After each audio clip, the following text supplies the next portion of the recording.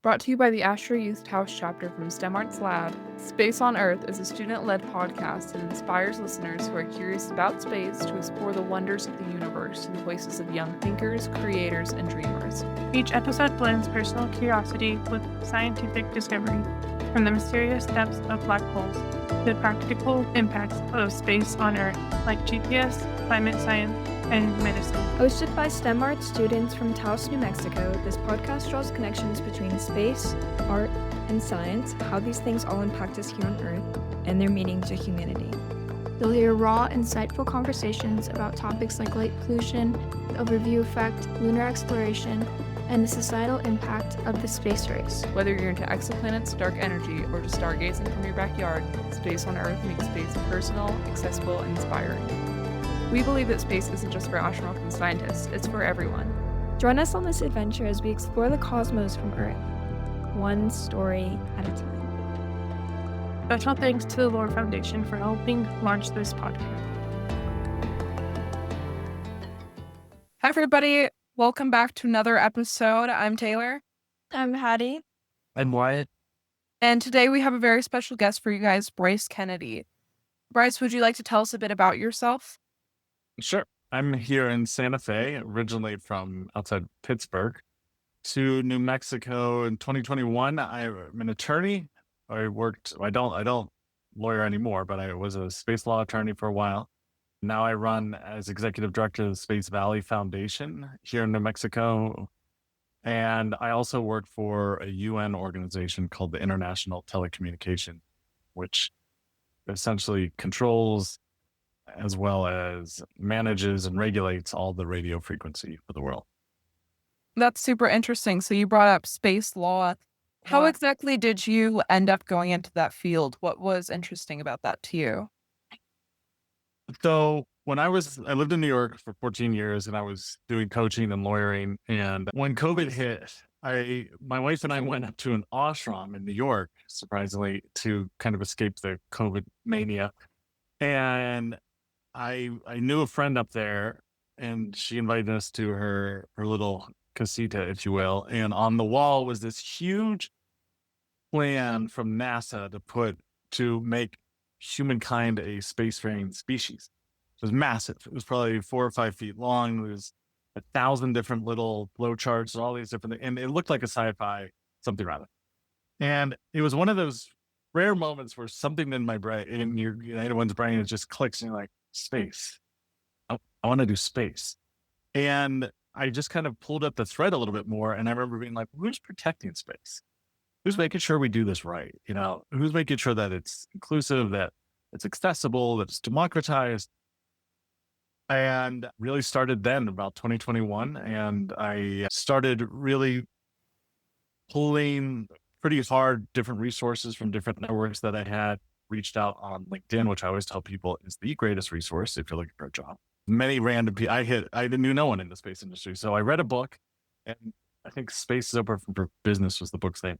And in there were a bunch of people that they referenced, and I hit them all. And I'd have to say 50% of them responded to me. And once I got this thing, we were driving across country at the same time, trying to figure out where we wanted to land, come to New Mexico, landed in Albuquerque at a place called Q Station. And they go, there's a space law job open. I was like, well, I'm an attorney. I want to save space. Let's do it. And I interviewed and I started working part-time doing that. That's really great. I think so. That's really incredible to hear. I think that space law sounds really amazing. Quick question. What exactly are some of the laws of space? What are the guidelines that you studied and helped to protect?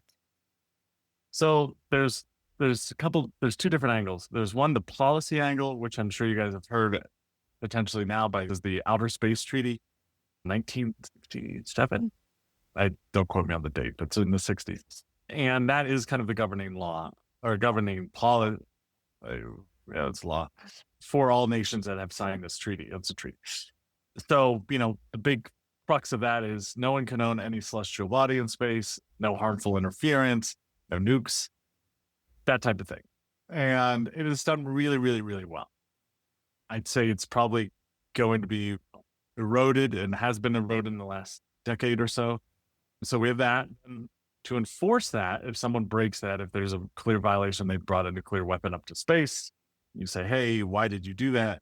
Then you go to something called the Liability Convention. The Liability Convention is the real set of laws and rules that you look at, and it's the enforcing mechanism that you point to, just like you would point to our legal structure here in the US. So there's that. That's more of the global level. And then for the US in particular, then we have all the regulatory levels. And so that is, how do you license a rocket to launch? How do you license a spaceport? How do you export rockets, tech, all these other things? How do you contract? How do you do these various items? How do you get spectrum? How do you license spectrum? All these different key pieces that exist right now. And then on top of that, just regular law. So those ones are very specific to space. Then you have this global outer space treaty with the Liability Convention. So going a little bit into Space Valley, which you mentioned before, can you tell us about exactly what the foundation is and how it began? Yeah. So I think, and you guys may be seeing this, space is getting kind of a bad rap. We're looking at the thing of billionaires and war and all these things. And it's really kind of silly because that's one small percentage of it. It's space from its origin has been philosophical, spiritual, storytelling, magical, the whole gamut, which then led to philosophers and stargazers and astrophotographers, astronomers and all these different people that then led to sci-fi writers and tales and all this other stuff that then led to modern day space industry as we know. You can't have the current and present without the past. That's the crux of the whole industry. So Space Valley Foundation was founded on this idea of really bridging the gap between current modern day space industry and the past, which in New Mexico is the only state, in my opinion, that has that bridge. It is the only state in the union, and maybe globally, that has, we have such a robust space industry here, probably one of the most in the country. 3 NASA sites, spaceport, Air Force Research Labs. We have all kinds of stuff, plus the cultural heritage sites, celestial creation stories from the Native Americans, as well as Space-Time Badland, Alien Eggs. We have Roswell. We have artists that everything that we have I think the highest rate of sci-fi writers per capita than any other state. It's just embedded in who we are in New Mexico. Our relationship to the sky, Earth-based, looking up, is deeper. Every time I talk to someone in New Mexico, they tell me a story about what their family has, a relationship to the stars, to camping, to photography, to spiritual, to this, all the different things. Every single person has some touch point to that, and that is the space industry. So Space Valley was put together with an NSF grant, National Science Foundation grant, to bridge those two and actually become the leader globally for this new narrative where both halves can live and both halves shouldn't live apart. They should actually start to feed each other. So it's inclusivity, it's amplification, which also steers economic development. It steers STEM, all these other things, but it's much broader the way that we're approaching it. So we're trying to brand New Mexico, southern tip of Colorado, southern tip of Texas, that kind of Rio Grande corridor, but mainly New Mexico right now, as Space Valley, like a Silicon Valley, which started with simply chips manufacturing, and now it's the global hub for tech. Same with Space Valley. And New Mexicans have this rare opportunity to be at the forefront of the next revolution of humankind. And gamut, artists to engineers. So obviously you just mentioned how significant New Mexico plays a part in the space research. Do you have something that you think specifically encourages that's only in New Mexico? Why is New Mexico such an important region for space development? What causes that? Question. Something in the water, I think. I don't know. It's I think because New Mexico doesn't have a lot, we're the poorest state, our education system's kind of not the best. We got our problems, but it's weird. It's really interesting because space is hard. Space is brutal. There's a reason why only one company is doing it right now. SpaceX, China, they have a whole country trying to catch up to SpaceX, and they haven't. Like, there's only one that has done it, and yet Mexico. Okay, I'll give you two versions. I'll give you the proper version that I would tell government officials. That's like, because this land has created tons of opportunity for R&D, and our national labs the physical space at large provides a significant amount of secrecy and classified level that you can't normally get in Los Angeles or California, because it's too populated. So that creates it. But I think on the other hand, again, talking to every single person that I've talked to, it's also because of the land, but not because of that, ability to silo yourself and create this thing. I think there's something in it where New Mexicans in general are the hardest working people I've ever seen, the most creative, with the least amount of resources oftentimes, that can do the most with it. And that type of culture and mindset, as well as the heart and the passion in New Mexico, it's just different. Like, New Mexicans are proud here. Like I said, everyone has their problems, but there's something different here. And it's the spirit, and it's that innovation and, ethical striving to move the needle forward that I don't think a lot of states have. It's funny. We were traveling, my wife and I were traveling the US, and we landed in California and loved it. Why did I love it? Because I could get froyo in and out. I could feed myself. I could shop 100 different places and just do all the things. I'd come to New Mexico. They have one Apple store, one Lululemon. I don't even know froyo exists here. I'm still looking. But not having that indulgence of materialism, and not that that's a bad thing, but it's just different, forces you to really get connected with yourself and be the resources that exist. And that is, funny enough, that's what space exploration is going to be. You're not going to have Lululemons or what. I bring Lululemon up just because they're the same complex and not worker. But you don't have all these options to have this glut of stuff. It's everything counts. And in New Mexico, everything counts. And I think that's why we're so damn good at space. Amazing answer. I love that a lot. Thank you. I was wondering, how does Space Valley connect specifically to local communities regarding global space initiatives? Yeah, so we're building out a couple different things. We're launching something, I hope, next week, called Astroverse. It's our junior astronauts program. It's in collaboration with Toei Animation. And it's a way where people, I'd say younger kids in general, would be able to create comic books where they can start seeing themselves in the space industry. So Toei Animation, if you haven't heard of it, I hadn't, but I actually know everything that they do. They created Dragon Ball Z, Sailor Moon. They're now working with Roblox.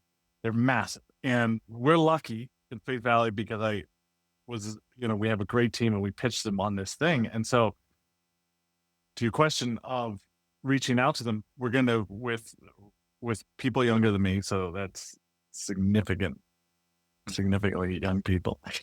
I'm old. Is they will be able to enter this contest where they can fill out a form, have their AI image generated in Space Valley, and then we'll build out comic books. And so what we want to do is for younger generations to start seeing themselves in the industry again, not just billionaires, not just rockets, not just satellites, not just the labs, but from the creative forces that you can, go broad and then cycle down. So anyway, that's one of the initiatives. Like I said, we're launching that next week. I'd love to have you guys help spread that word if you'd be amenable, because so the contest is that then we pick randomly 5 people that are part of it. They get to build out the full comic book with the lead comic book creator, and then we take that to Toei Animation, and they're going to review it, edit it, and potentially we'll see what the final outcome is. Bring that to Hollywood. You have your own intellectual property. It's a pretty big deal to have this worked out. And then what we're going to do is look for funding and make this a global entity. So now people from around the world can participate, and you share comic books and all this different stuff. So that's one way. New Mexico, the hub. New Mexico being the hub for it. It has to be New Mexico. And then the other way is we put on events. We have an event called Atomic 66 coming up. That is like NASA meets Mail Wolf, and that's June 11th in Albuquerque. So it'll be weird and wacky and fun, hopefully. And then the other one is we have a chat GPT thing called Orion Interlink. Yeah, that's essentially more of our economic development. And so we're trying to pull as much data in from different communities, from different regions to understand what everyone's doing and what their participation is, from alien dog bones, which is a real thing here in New Mexico, to satellite and solar panel construction. So what we're trying to do is promote as much data and accessibility to that data for everyone, where they can start understanding how they fit. So those are our three. Oh, yeah, we have a tourism. We just launched a director of tourism. And so the director of tourism, we call it, instead of space tourism, it's Earth-based space tourism. So we're using the dark sky sanctuaries, we're, the very large array, just at Badlands, all these things, and we're just kind of piecing out these tours for people. Sounds really cool, actually. I'm excited to see how that goes, and I hope you can tell us a little bit more on what's that. But I was wondering, you kind of already said this, but kind of just to sum it up, what would you say, I guess, like, can space exploration actually help strengthen local culture, identity, and education, specifically in New Mexico or just anywhere in the world? Yes. First, let me just say this. It's coming. Whether we like it or not, it's coming. And it's one of these things that it's happening, and we're either a part of it or we're not a part of it. And so in terms of strengthening culture and education, that's why it's like, okay, space open for business. Like I said, it's coming, and it's going to be our country, another country, a group of countries, might be a country we don't like, might be our country we don't like, who knows? But to me, culture and education is actually the factor that will allow the playing field to be leveled. It's not actually the tech and the billionaires, it's all this other stuff. It's the grassroots effort of people being educated on how they can participate in space. It is the culture that originated the space industry to begin with. It's the love of all of that we need to bring back to level the playing field, to have more voices in it. So I know a lot of people keep saying, Earth is burning, why would I care about space? I get that. But at the same time, it's like turning your back on a, moving freight train that's already in motion. And the funny thing is if we do our jobs right with culture, with education, and critical mass of participation from a grassroots, open source type of methodology, space will be the place where we are able to develop technologies, evolve as humans, that then allows the things that we're doing to the Earth to move off Earth, so Earth can become that pristine, sanctuary for humankind. Like we can do I really believe this is the next evolutionary step in humankind. We're explorers by nature. If not, we would still be on our little parcel of land for eternity and not take to the oceans, not take to the air, not take to the land. It's just who we are. I don't know why, but it is. So space is happening, and the tech that's developed for space impacts the Earth has a return of 20 times the factor on Earth. If you think about the way that water is recycled in space, that the way that they look at nutrient density in space, the way that they look at 3D printing, asteroid mine, all these different things. So yes, it is actually culture and education that will preserve humanity through space, in my belief, for, evolution. Thank you very much. Next, I'd like to move on to private spaceflight in general. My first question, what role do private companies play in the future of space exploration? Yeah, good question. I mean, like it or not, again, it's one of these things we're faced with. You have to kind of deal with what you deal with. And it's the private companies that have the money, that can take the risk, that can push the envelope to do it. If not, again, I believe Earth would be our tomb if we were waiting for NASA to do that. So, and it's normally through military funding. So if you look at how airplanes and the whole airline industry was started, it was through military funding, through military, then privatization, then uber rich, and then opened up. Is it the best way? No, absolutely not. But is or again, whatever you want to start looking at patterns and like blueprints of human nature. And for whatever reason, that seems to be what human nature exists, right? Government funded, war, right? Which is space. You read Sputnik, obviously, war. And then we have privatization, which is happening just right now. Musk, Bezos, all those guys. And then third step will be open to the public. So the problem with taxpayer money is if we relied on NASA to do that, they're not allowed to take risks anymore. They can't push that envelope. So, and risk, heaven forbid, loss of life, risks for new technology, risks for cheaper, You know, when NASA builds something, they say it has a 20-year shelf life, but a lot of times they do it so well that it has a 40-year shelf life. It's 10 times as much as, say, a commercial entity, but it'll last, 4 or 5 times longer. So I think they play a very vital role. Again, whether we like them or not, we can do better, of course, but it seems to be part of the equation for all of these next steps in human evolution. You even look at like seafarer trading, the East India company, awful company, right? It did very, very bad things, but it did lead to, whether we like it or not, to this expansion of civilization. So again, not endorsing the East India company. Sorry for interrupting you there a couple of seconds ago. I got a bit confused, but I agree with all of that. That is, I mean, yeah, they're going to be here. Private space exploration could be very important. But next, what are the benefits and risks of relying on companies like SpaceX, Blue Origin, Rocket Lab, ISAR Aerospace, Firefly Aerospace, Virgin Galactic here in New Mexico, and also Spin Launch, and they were doing some testing here in New Mexico. What are the benefits and risks of private companies? What could be good? What could be bad? Well, I guess private companies know how to move things quickly because they don't have the taxpayers to answer to. Again, better or worse. There's always the double-edged sword. So they can move quickly. They can do things cheaply. They can really push the boundaries.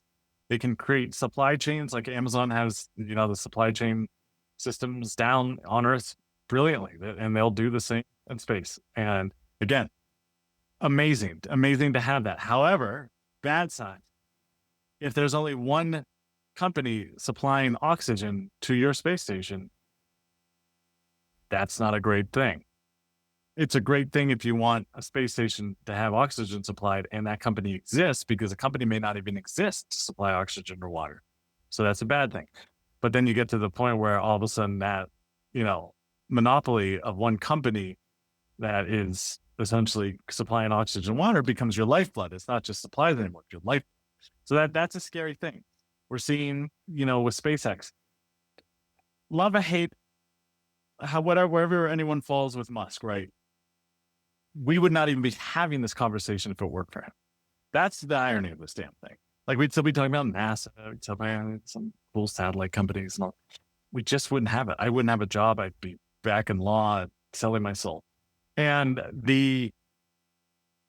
what he's done is extraordinary. Absolutely. It's funny. I was talking to someone at European Space Agency, and they are now pivoting because they want their own rockets so they don't have to be beholden to Musk, which is fair. They're still 5 to 10 years off. That is how damn far he has advanced in such a short time. And so you realize the scale and magnitude of something like that. So that I'm grateful for. Politics and the use of that is the scary part, because he is human, and everyone has their side, and everyone does. So let's say this, for privatization, to me, the way that they can move the needle forward is excellent. At some point, then we need that regulation, we need that oversight, we need that critical mass of people involved then to pull that apart. But it normally, again, if we look at the blueprint of humanity, it's a few entities that shift the landscape forever. So I'm all for privatization. I don't think there's another way, unfortunately, until we get to that critical mass, and then we can start opening it up. Awesome. That was very relatable. I totally agree with that. Next, with more local, how could these private companies impact just New Mexico? Oh, I mean, God, if we were a smart state, we would sell the hell out of this place. We would call it Space Valley. So just so you know, Space Valley foundation is 2 words. Space Valley is 1 word, and then foundation is the 2nd word. Space Valley, the region, are 2 words. So we don't own the word Space Valley. And we did that intentionally so people can adopt it as their own.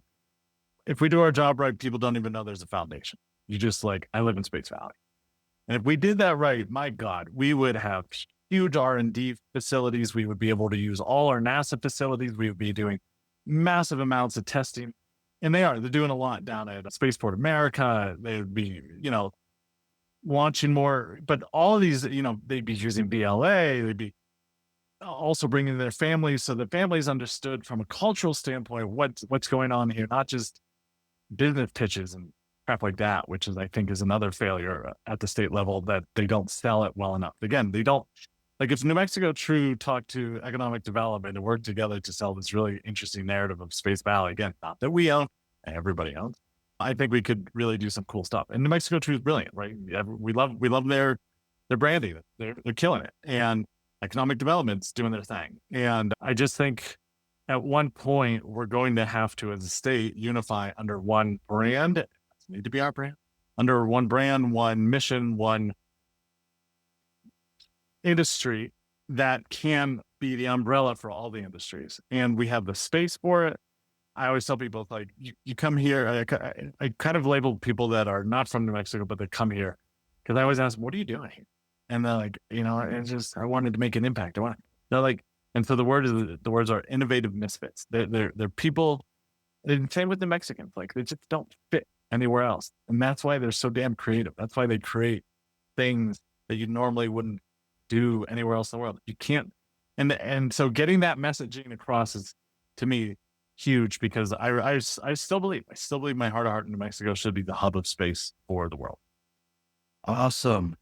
How can we make sure private space serves the public good? Well, that's a good question. Because you have to understand, private space, right? We could come in here and regulate the heck out of it. We could, do all types of different things. We could tax the hell out of them. We could make regulations really difficult. And guess what they're going to do? They're going to pivot industries, and they're going to find something else, because they don't need us. Space, it's $1.8 trillion industry by 2030. And yes, it's the cradle of humanity. And yes, it's all these things. But at the end of the day, corporations are responsible to their board members, or private entities are responsible for their bottom line. So I would love, but you look at, I still believe in I personally don't believe in heavy government regulation. I think we need regulation. I think we need a lot more in space. But at the same time, you've got to understand private entities. This is the key to all this, in my opinion. You need to understand who you're dealing with, the mindset that they're in, and then create an approach. But a holistic approach to be like, billionaires bad, I want to tax them. And guess what they're going to do? They're billionaires. They can create their own little fiefdom in government. And so they'll just pull out. However, billionaires do need customers. And so I think the strongest advantage we have is to be a very loud customer, to be a very loud population, be a very loud, and not rely on our government to do that for us, but to do it from a grassroots effort, from a movement effort, that works. It seems to work. And it seems to work in a capitalist society where, when the customers look at Target, right? They rejected the DEI initiatives under Trump, and now their stock has plummeted. And people are saying, wow, you included us, and now you're unincluding us. And like, that's awful. So we're going to punish you. And then you have other things on the other side. Wow, this company's woke, so we're going to shut you down. And it works. So they do that. So the customers still have the power. The people still have the power. I wouldn't necessarily, and I think people still wait for the government to lean heavily on their own power to fix the answer, when I'm seeing more and more power coming back in the grassroots efforts. Very interesting. Oh, well, SpaceX is doing in some other private companies. At this point, do you think we still really need NASA, as they are currently leading the Artemis program to take us back to the moon. But do you think SpaceX could just do it all by themselves? Because currently they are making the lander for Artemis 3, their Starship HLS rocket. But do you think, do we even, do we even need NASA at this point? Could SpaceX just do it themselves? Just go to the moon right away? Yeah. We need NASA.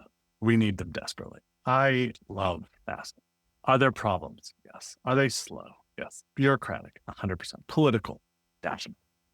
But my God, there's not a more trusted brand and people that I know inside and out that just care about the mission. They care so deeply. They make nothing compared to what they could at SpaceX. They are a bunch of, again, back to kind of what makes New Mexico special. It's the soul. It's that creativity. It's that innovation. It's that desire for impact. And that, to me, is what I've seen the majority of people in NASA about. And they are, and different than SpaceX, which is, financial, getting humans to think. NASA is exploratory by nature, exploratory and research. And on top of that, they open the bonnet, if you will, to the world on all the data. It has helped developing nations, save themselves from natural disasters to wars to everything, as well as participate in the industry. I mean, NASA to me is one of these. Yeah, again, it's humans. We're inherently flawed. So anyone thinks that there's some perfectly thing, we're just silly monkeys that are upright. We're just silly. We're just, look at us. What are these? What are these? And so yes, there's gonna be problems, but my God, NASA has they have done it. And yes, they've lost a little their pioneer and spirit and all this stuff. But every person I talk to is working their butt off. I mean, working their butt off again. For what? They're hidden. The hidden figures. They're not known. They're not out there printing. So, and to me, there's no better beacon globally than NASA right now to continue leading these missions. Thank you so much. I totally agree with you on that. Just add on, basically, I don't really know why I'm doing, but is the biggest customer of SpaceX. So it's kind of like in biology, like ecosystems, like NASA is basically a keystone species.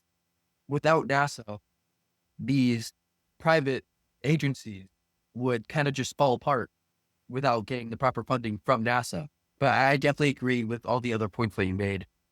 Thank you so much. That was very fun to do. Next, Taylor is going to talk about the Blue Origin NS-31 flight. I'm pretty sure it's NS-31 with Katy Perry and the 3 or 4 other crew members. Yeah, so I want to go into that a bit. I think that it's really interesting, and it's a really great way that we're seeing how the public reaction to private space is unfolding in real time. So this flight had a lot of backlash lately because of how exclusive are we making space? What is the impact this has on the environment? And I want to hear a bit about your perspective and take on this situation. Oh, my PR team murder me. I've been specifically told not to talk about it. But, again, kind of our roadmap, right? If you look at it, it's like before it was movie stars taking private planes in the early 30s or 40s or whatever, 50s, 60s. When did the Wright brothers come out? Anyway, somewhere in the past. And they were idolized. So seeing them fly on planes was a big thing. A lot of people still believe in that culture and that works. It's not working now, but that's the idea, right? You see that. You saw that celebrity hero worship in the past, and it worked to sell these movements. Unfortunately, it looks like that celebrity worship is now coming to an end. So these strategies to use them to boost views and narratives are now falling flat. The thing that kills me is, we have Amanda Wen. Again, and her story of training to be I think that's her. Amanda went. Is that she was training to be an astronaut? Do you get that? Okay. Well, man, you should check out Amanda. It's actually, hold on, let me just look this up. Her story, you should look up her story. Yes, her story is incredible. And that should have been the story, or let me say, some should have. That would have been a much, much stronger story to lead. Her story is incredible. She was a sexual assault survivor. She was training to be an astronaut. She then led the Sexual Assault Survivors' Right Act. And then she took that to the UN. She became Forbes 30 under 30. And guess what? Full circle, she gets to go into space. That is absolutely incredible. And she was on that flight and totally overlooked. So could it have been handled better? Sure, of course. But I also, me personally, learn by making mistakes. Like I make a lot of mistakes. And God forbid I make one like Katy Perry. I could have done that. I could have had my version of a dandelion and smelled it, and kissed the ground.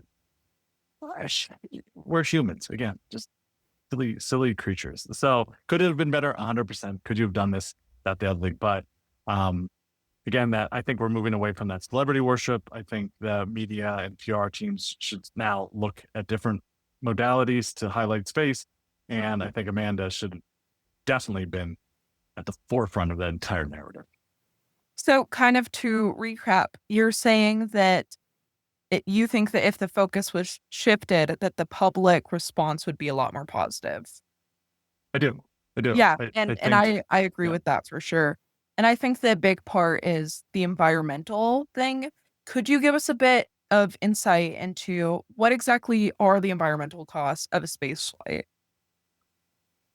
Well, I don't have the numbers for them, but they do, the EPA has to sign off. Environmental Protection Agency has to sign off on them. They are, it does impact the environment 100%. And we're going to see a lot more of that. The argument depends where you stand on, while it's kind of like the Industrial Revolution, right? We as a species went through the Industrial Revolution. We could barely see our children, walking down the street. And then we also had child laborers.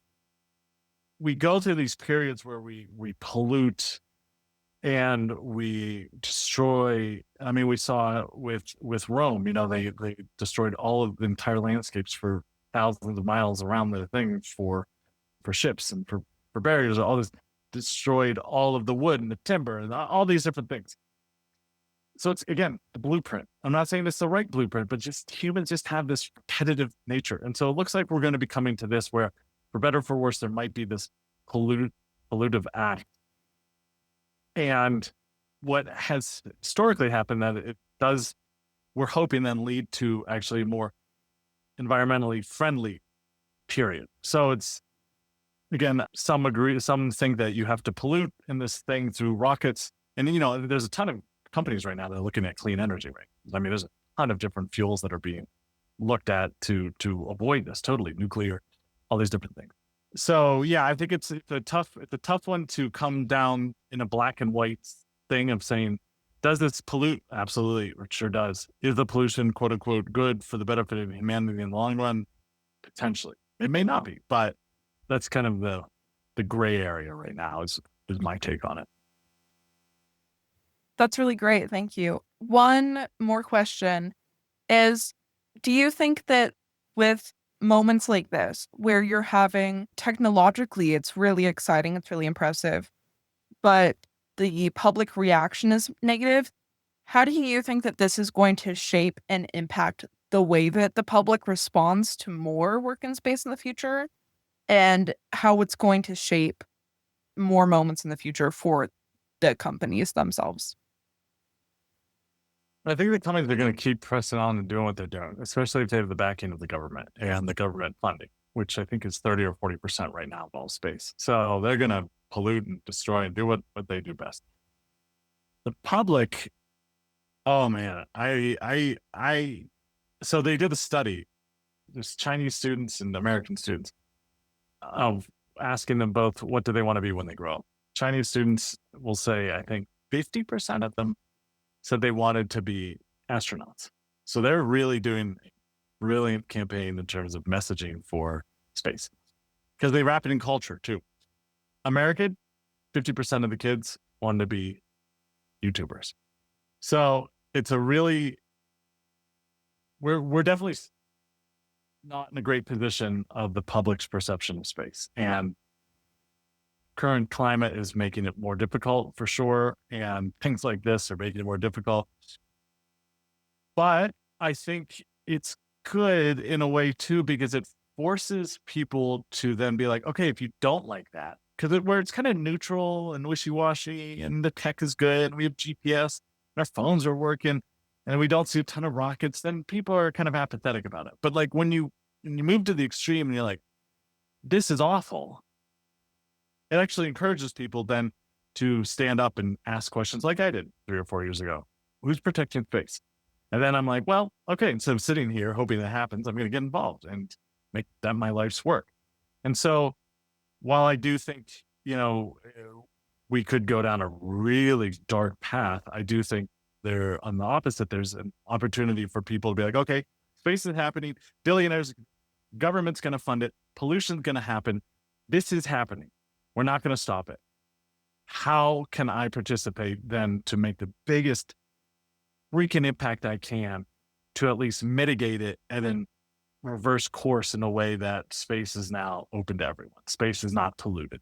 And then Earth doesn't get polluted in the way. You know what I'm saying?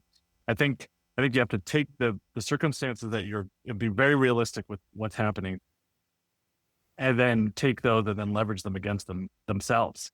So like, here's a great example. So I'll talk at the UN level.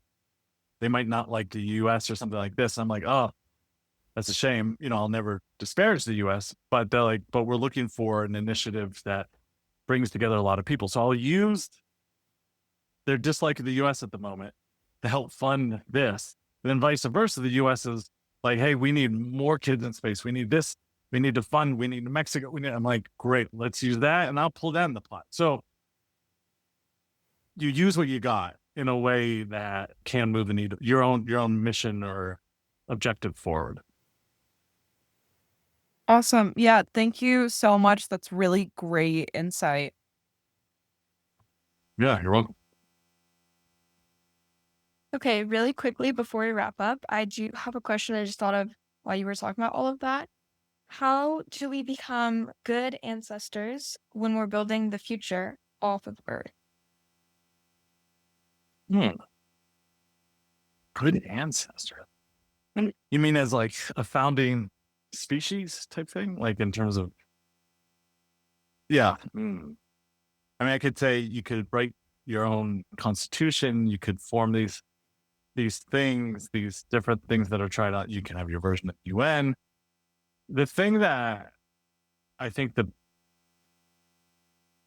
best way, I think there's this rare time for humanity where we can start separating from our nationalistic identification.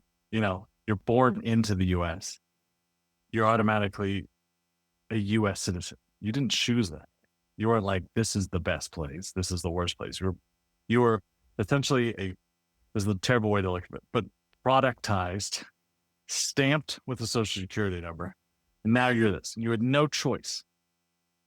And I'm not saying that as a negative towards the US. I could say that about Germany. You're stamped, you're in German. Then that means you also abide by their rules that you didn't necessarily agree to. You abide by their mental constructs that you necessarily didn't agree to. I'll tell you what, if I was German, I definitely wouldn't agree with a lot of things. And so we have this opportunity for the first time in human history to go off Earth where we aren't necessarily a nationalist citizen. I mean, we will be for a few more generations, but eventually someone born on the moon will be like, I know you're funding, or I got some money from the US, or I got some money from Egypt, or I got wherever, but I'm a moon citizen. And so I think it's going to take a lot of work and a few iterations of generations to really understand this now separation again for the first time in human history. What's the oldest human? 3, 4, 5, 15 million years old. Like, we're talking about really, really, really, really, think about it. This is our generation. We have this opportunity for the first time in millions of years to be at the most critical moment of human. This is wild. So to your question is like, well, if you had this chance where you weren't attached to belief systems, national identity, to rules, to laws, to this, that, and you could just start cleanly, blank slate out there, what would you do? And I don't know if you can answer that question from Earth. Don't know if you can do that. I think we're too entrenched. It's like me trying to not be a white male. Right? I am bald. It's like, I would love to think what it'd be like to have hair, what I would do with it, but I'll never have hair, unfortunately, unless they come out with a truck. Then I'll be that weird guy that has a full head of hair next time you see me. But that's the thing is like, I think it's going to take the people off Earth a couple rotations, if you will, to be able to answer that question, because I don't know if we're able to get total clarity of what that would look like to be a non-Earth citizen. So it's not a good answer, but that's kind of my take on it. The thing is, I'm sorry, real quick, is I've seen a lot of different institutions and a lot of different societies try to create like a framework of free laws and here's what we're going to do and all these other, but it's still in the framework of an Earth-based mindset. It's like you can't get away from it. Actually, I like to answer a lot. I feel like it's a pretty difficult question to answer. So we are getting close to time. So Wyatt, do you want to wrap up for us? Yeah. Do you have any advice for young people who may be interested in shaping the future of space? I don't know if it's the right answer, but I would be ruthless in my pursuit, in my own personal pursuit. And your own personal pursuit will change. Maybe it won't. But again, I'm of a firm believer of finding the blueprints in life and seeing how history has played out. And knowing that it'll probably play out again like that. Again, until we're off Earth, then it's a whole new game. So instead of trying to fight the machine or fight this, that, the other thing, I would say, okay, cool. If this is our fact set and we need to move it, what can I do with that? And how has history changed those movements in the past? And how can I then leverage that? So use that. That would be my first step. And then again, your ruthless pursuit. This is the one time where you can create anything for space. Anything. It's a wide open. I'm a lawyer. And I'm running a nonprofit in Mexico that's trying to bridge aliens and NASA and art and engineers. Like, what a ridiculous idea. What a stupid concept. And yet it is like so deeply embedded in my soul and my heart, everything, that I'm like, I truly believe that this is the actual way forward for space for humanity. But it's ridiculous. What a silly proposition, because it's never been done. But that's the great thing about space. Like, you can actually do things that are never been done. I'm doing that at the UN level. I'm creating this program called Space for Good. It's going to be the sister organization to AI for Good, which is now $1 billion organization. We have this opportunity, like, shape at the UN level. Who am I? I'm living in Santa Fe, and what? But nobody. But you know what? The thing I am is, I'm hungry, I'm passionate, and I'm like, you know what? I have a few good years left on this earth. I'm going to go for it. And that, if you're going to do space, that's what you got to have. I mean, there's really no way around it. You've got to be, and your mission can change. If I look at my 20-year-old self to now, to 44, where I'm at now, it's gonna iterate. But the core thread of my life, reflecting back of it, has always been, I've never wanted anyone to be left behind. Whatever that meant. Like, that could be from me as a little chubby kid in middle school, which I was in kickball, and I always felt left behind. So maybe it's some internal scar, and I was always bad at sports. But there's this part of me that's like, we as society have to rise together, and we have to permeate this threshold, so us as a critical mass can participate in these things. And that has always, and I only can look at that now after 44 years of experience to be like, wow, that's been my life's thread through different jobs, through law, through this, that, the other thing. And so pulling at that thread internally, like, what's your internal mission? And again, it doesn't have to stick to one job forever. It should grow. It should be like, okay, now it's here. I'm going to be the best. I worked in construction for a while, like, where's the best construction? Then I wanted a lifeguard. Then I did this, and then I was then I went out to LA and I became an actor, and I was like, I'm going to make everyone laugh because I want everyone to feel good.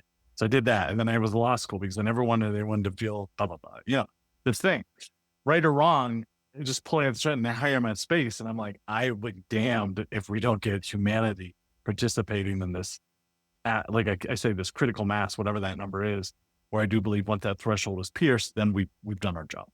I mean, it'll always be a fight, but we're moving forward. So yeah, fight ruthlessly for your internal mission, and space is the backdrop to do it. I don't know if we'll ever have this opportunity again in human history. Millions of years. This one little moment, this gap where we have this window to just change course. Where can we learn more about your work and the Space Valley Foundation? Spacevalley.org is our one. We have, we have an Instagram page. It's called Secret Space Valley, I think. Secret Space Valley. Check that out. And then LinkedIn, which I hope everyone is pushing you towards. Get your LinkedIn profile set up, no matter what age. Get as many damn people into your network. It is invaluable and it's free. And LinkedIn, we're on there too. So, and then I'll ping you guys when we launch Astroverse. I'd love your help kind of disseminate it. All right. Yeah. Thank you so much for coming today. This was very fun. Cool, Yeah. thank you. I appreciate it. Totally. Yeah. Awesome. Awesome. Thank you so much, Bryce, for joining us today. And thank you, everybody at home, for listening and supporting us through this project. My name's Taylor. My name's Hattie. My name's Wyatt. And we'll see you guys next week. Bye.